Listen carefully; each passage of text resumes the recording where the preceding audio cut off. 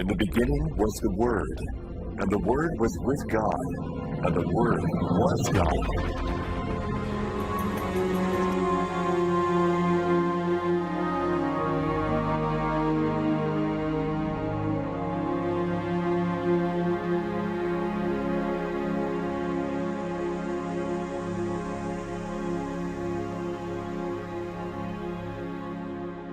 Now, what is a tecton? A tecton is actually an artificer or a mason. Let me show you these tools of a tecton. They're chisels. So what does a tecton do? They'd actually chisel stone, because the Herods that were enlarging their kingdoms, think of Herod the Great. Why is he called Herod the Great? Not because he's such a nice guy, but because of what he's building. So he's got thousands and thousands of tectons building his cities for him, and one such tecton, according to the scriptures, was Jesus of Nazareth.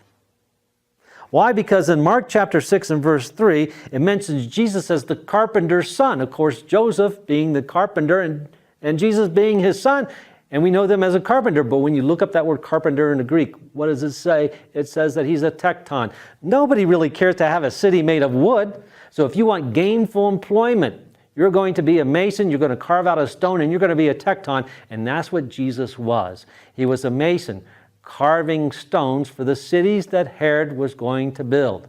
Now, there was such a city not that far from Nazareth, just a couple of miles, a very, very wealthy city called Zippori, or in the Greek, Sepphoris.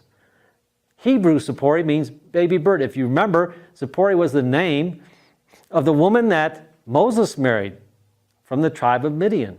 It's got nothing to do with her, though. It's just the name of the city, Zippori. It means like baby bird, because the city was built on a small hill, and it looked like a little perch for a bird, as the city would sit on top of that hill during the Hellenistic and Roman period. This city was so wealthy that it had mosaic tiles for the street that they would walk on. It had inside plumbing. And for the Jewish homes of the wealthy, they had ritual baths. A ritual bath was called a mikveh, and some of these houses might have 1 or 2 mikvahs. And the town even had several synagogues. So in Sepphoris, they had both Jew and Gentile living together. And during the first Jewish revolt, when much of Judea was destroyed, there was one city that remained untouched, and it was Zippori. Why? Because they had both Jew and Gentile living there, and they lived in peace together.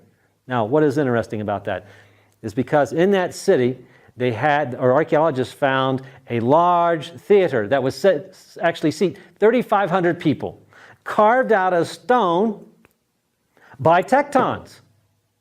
And who were the people that actually played, the actors and the actresses of the stage that played in this theater at Zippori? They were called hypocrites. Now remember Jesus' use of the word hypocrite. Those that are pretending to be something they're not, just because of the way they dressed and by the way they acted for the moment. So he said, you Pharisees and you Sadducees, you're hypocrites because you lengthen the borders of your garments and you make long prayers, speeches at the festivals, and you want the choicest seats. You're a hypocrite. Now today, a hypocrite is somebody that you might think, oh, we thought you didn't smoke, but now we see you smoking. Well, you told us you didn't drink, but we saw you had something to drink. Well, see, in the biblical sense, it means that somebody is playing a part of which they are not sincerely an individual of that particular character and nature. That's a tecton. They found a theater at a place called Zippori, or Sepphoris, several miles from the homestead of Jesus in Nazareth, made of some of the finest limestone material and also mosaic, you could say, tile work done. Matter of fact, Carol and Eric Meyer of Duke University uncovered a very, very popular mosaic picture, if you will, mosaic floor of a beautiful woman. They dubbed it the Mona Lisa of Galilee.